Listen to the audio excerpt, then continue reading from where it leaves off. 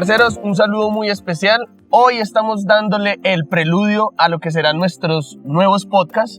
Vamos a empezar a reunirnos, a charlar y ustedes van a ser testigos de nuestros nuevos podcasts. Entonces este es como el calentamiento, porque les vamos a explicar cómo va a ser el mecanismo de nuestros podcasts.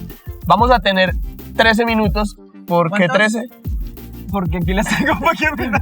La verdad por eso, porque es un número como chicloso.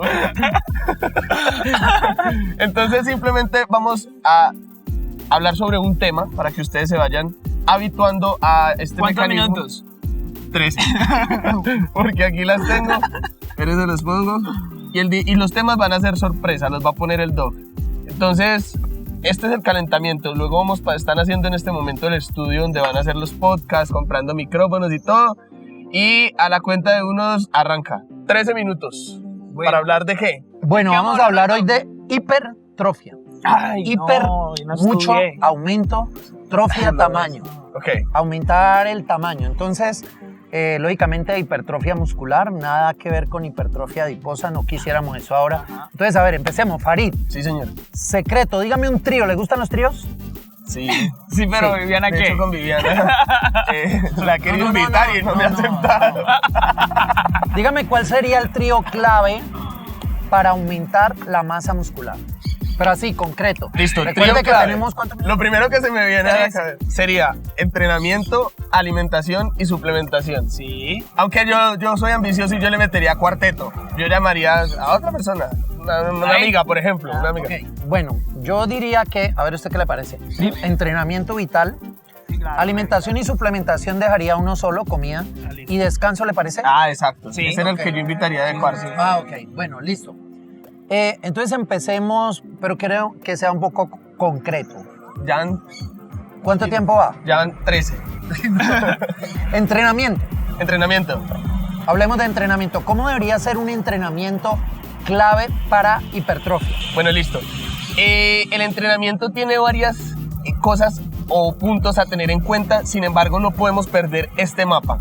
Es muy sencillo, hay dos formas mediante las cuales nosotros podemos hacer crecer el músculo, son dos caminos diferentes en cuanto a cargas, en cuanto a repeticiones, en cuanto a intensidad. Uno de ellos es cuando basamos más nuestro trabajo en fuerza y realizamos más tensión mecánica que estrés metabólico. Uno no se excluye del otro, es decir, siempre están los dos. Así usted haga fuerza y haga tensión mecánica, va a aparecer algo de estrés metabólico. Pero cuando hay y viceversa. Pero cuando hay mayor uso de la fuerza, hay mayor tensión mecánica, hay algo de estrés metabólico y básicamente ese camino nos conlleva a construir masa muscular vía tensión mecánica. Pero si nos vamos para el otro lado, vamos para el camino del estrés metabólico. ¿Qué quiere decir? Que las cargas no son tan altas, no tenemos que hacer harta fuerza y como no hay que hacer tanta fuerza, pues podemos hacer muchas repeticiones. Entonces hay unos subproductos provenientes de ese estrés metabólico y eso son señalizadores que también le dicen músculo crezca. Entonces, por un lado, tensión mecánica, por el otro lado, estrés metabólico y la conjunción donde estos dos se encuentran, por eso ninguno es excluyente del otro, es lo que genera el daño muscular. Esa es la forma con la que nosotros vamos, entrenamos y generamos una señalización para que el cuerpo diga, estoy estresado, me sacaron de mi zona de confort, debo mover esas cargas, debo hacer esas repeticiones, entonces la única alternativa que tengo es crecer, aumentar músculo. Esa Ok, es la cierro con respuesta. usted. Esa respuesta Esa es la del cuerpo. Cierro con usted con eso. Perdón, vean, lo acabo de decir, es la hipertrofia es la respuesta adaptativa a unas sesiones intensas de entrenamiento, sea tensión mecánica o estrés metabólico. Termino con usted con esto. Dígame dos hormonas que fuesen muy importantes para lograr hipertrofia. Dos hormonas muy importantes para lograr hipertrofia, insulina y la otra puede ser testosterona. La testosterona. Ok. Y desde el punto de vista de entrenamiento, con esta tensión mecánica y este estrés metabólico, ¿cuáles se estimularían más? Con tensión mecánica se ha demostrado que se eleva la tasa de segregación endógena, es decir, la nuestra, de testosterona. Válido para hombres, válido para mujeres. Entre más fuerza, entre más ejercicios compuestos, que son los que usted puede mover más carga, movilizar más carga, más segregación de testosterona. Hay algo de segregación de hormona de crecimiento, sin embargo, la hormona de crecimiento se dispara más cuando nos vamos por el camino del estrés metabólico. Ok, entonces, tensión mecánica, cargas altas, pausas largas entre serie y serie y aumentaría un poco más la testosterona. Estrés metabólico, más repeticiones, menos pausa entre serie y serie, aumentaría más la hormona de crecimiento desde el punto de vista de entrenamiento. Pero el señor habló de insulina y ahí viene la comida, la alimentación. Dígame puntos importantes de alimentación para lograr hipertrofia. Doc, aquí entro, digamos, a tener un tema muy concreto, y es que hace poco estábamos, Farid y yo, haciendo un Fictol y estábamos colocando los dos parámetros en el cual es... ¿Bien? No, estamos bien de tiempo. bien, sobrados. Bien, estamos sobrados de tiempo. Bueno, entonces, hay unas hormonas que bajan y otras que suben dependiendo ya sea que estamos en déficit calórico o ya sea que estamos en superávit calórico. pero estamos en hipertrofia. Ojo, espere, eso, ahí es donde voy. Ok. Ojo, en déficit calórico hay cierto chance también de generar hipertrofia, pero no sería el ambiente ideal. Exacto. ¿Por qué? Justamente porque las hormonas que Farid está nombrando, estamos hablando de testosterona, de hecho todas las hormonas anabólicas, testosterona, insulina, hormona del crecimiento, más bien están bajitas. Ojo, Y GF1 también cae. factor de crecimiento insulínico. Ahora bien, cuando estamos en un entorno donde hay abundancia, donde el cerebro entiende que tenemos mayor disponibilidad de alimentos, es un entorno ideal para que el cuerpo diga, ahorita sí es momento de crecer. Entonces, por eso, el ambiente ideal sería un superávit energético. Ahí es donde los carbohidratos, y entendiendo la liberación de la insulina, jugaría un papel determinante para nosotros crear ese entorno ideal. Serían nuestros aliados en ese momento. Ojo, principalmente la proteína, porque sin proteína no se puede construir masa muscular. Claramente es el... Ok, proteína, dígame qué alimentos, proteína, dígamele a la gente, ¿qué coma para proteína? Listo, proteínas. Estamos hablando de lo que son los huevos, que para mí es el alimento... ¿Usted es bueno para el huevo? Yo soy bueno. ¿Vos ¿Qué tal, Beto? Excelente. ¿Cuántos 5 huevos al día? huevitos, Ah, 6. bueno. Pero recibiendo... No. No, pues Comiendo los que me huevo. refriné. 6 de huevo. Huevitos. Sí. Pollito. Pollo. Y ojo, estamos hablando de pollo, del muslo, del pollo que es muy rico. de los de No, 19, no de los niños, no. Es muy importante dejar claro que no es solamente pechuga como se pensaba antes. Exacto, ¿no? exacto. Ok, listo. De hecho, los muslitos... Yo no parce, como son- ya pechuga, son prefiero muy los deliciosos. muslos. Definitivamente, sí. El lomito, a mí me gusta mucho el lomo, tanto el de res como el de cerdo. A mí me gusta más el de cerdo, como no sé, el sabor me parece un poco más rico. Estamos hablando de salmón, y pronto si tienen dinero como Farid, que de pronto les pueda dar ese gustico de salmón. ¿Qué tal las alitas de cerdo? ¿Caben en la dieta?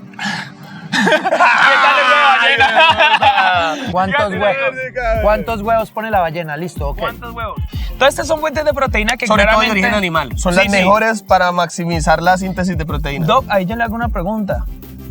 Y eso ahorita ha entrado mucho en controversia. ¿Qué tal la proteína vegetal para el aumento de la masa muscular? Y resuelvo otra pregunta porque malinterpretan las cosas. Una chica preguntaba por Instagram que si las proteínas vegetales, ustedes habían dicho que era mejor no contarlas porque era de valor biológico muy bajo. Entonces, para que no nos malinterpreten. Es cierto que las proteínas vegetales tienen un valor biológico más bajo, pero si yo como lentejas tengo que tener en cuenta la proteína que hay Obvio, ahí, la ok. tengo que sumar, ¿sí? Total. Entonces, realmente la proteína vegetal no tiene un valor biológico alto, nada de importancia. Por ejemplo, las proteínas de soya, valor biológico 70, ¿sí? A diferencia del huevo, 100. O de una whey concentrada, 106, 108. O de una whey aislada, 116, 120. Entonces, ahí va cambiando la cosa. Pero no quiere decir por eso que yo no pueda contar si como lentejas, pues no las tenga que sumar y bendito sea porque es un valor agregado. Pero definitivamente el impacto mayor en el valor biológico más alto sería la proteína Rendimos animal. alimentación. De hecho, no, esperen, de hecho... Es que vamos en 8. Listo. De hecho, lo de las lentejas, por ejemplo, para hacer 20 gramos o 30 gramos de proteína en lenteja...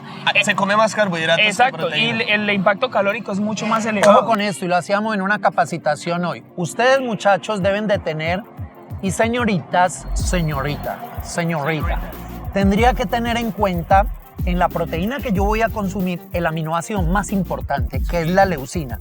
Y mínimo, es decir, cuando yo me vaya a comer algo, yo debería de decir, mínimo debo buscar 3 gramitos de leucina por porción, ¿sí? Entonces escuche esto. Yo puedo encontrar unos 3 gramitos de leucina en unos 180, redondeamos, 200 gramos de pollo o de carne. Sí. Pero necesita 500 gramos de lentejas o de frijoles, pero crudo. 500 gramos, que vamos a hacer un videito bien interesante de eso ¿Cómo después. crece? 500 gramos se vuelven 1500 gramos, es decir, consúmase 1,5 kilos de lentejas para llegar a 3 gramitos de leucina y es completo. Ahí le resuelvo todo, definitivamente. Listo, entonces cerremos de la siguiente manera ese capítulo y añadimos notas adicionales. Alimentación requiere primero que haya un superávit energético, Totalmente. proteínas de calidad y Proteína. obviamente no excluir carbohidratos y grasas. De hecho, los supuesto. carbohidratos pueden tener cierta predilección porque disparan la insulina y Total. apoyan como ese impacto anabólico. Y es muy ojo. importante la grasa, perdón, Eso para lleva cerrar ahí, ese iba ya para conceptico, allá. porque recuerde que las grasas y las hormonas esteroideas, entre ellas testosterona, que es vital e importante, vienen del colesterol. Entonces, súper importante eso, ¿ok? Perfecto, perfecto. Vale, y vamos cerrando con suplementación. Dígame, cierre usted ahí. ¿Qué iba a decir? Mi top 1 para el suplemento a mí, mi favorito es la creatina. Para mí. Para la construcción Yo de la masa difiero, muscular. yo voy a otro. Yo primero me fijaría en micronutrientes, porque Ya. van a pasar muchos procesos metabólicos y fisiológicos que requieren enzimas, coenzimas y varias vías con las cuales para poder trabajar la energía que consumimos de carbohidratos, proteínas y grasas debemos primero tener los micronutrientes, vitaminas y minerales que no aportan energía, pero son los catalizadores para que el otro funcione bien. Y después de ahí me voy La por creatina. la creatina. Sí, definitivamente las vitaminas, minerales, fitonutrientes son muy importantes, pero yo iría un poquito ahí con Cecitar, pero en un concepto. Que aunque hoy en día, porque lo sabemos por transgénicos y todo, es muy difícil llegar a unas vitaminas y minerales en equilibrio, de todas maneras digamos que podría ser posible. Pero lograr el equilibrio y la cantidad de creatina en alimentación Es es duro, mucho más duro, complejo. es duro, Es es mucho duro. más complejo. Por eso, de pronto me inclinaría a un tricito y eso que le doy un 0,5 por encima, porque es que definitivamente los fitonutrientes, vitaminas y minerales son vitales. Son tan vitales que la abuela desde pequeñito a uno y la mamá lo llevaban donde el médico para que le dieran vitaminas. ¿O no? Esa es la consulta número 1. Puede estar gordito. Así fue que él hizo su riqueza. Sí, Dándole exacto. vitaminas ahí, nada, que aceite de emulsión de Scott. Con aceite de hígado de bacalao, excelente, buenísimo.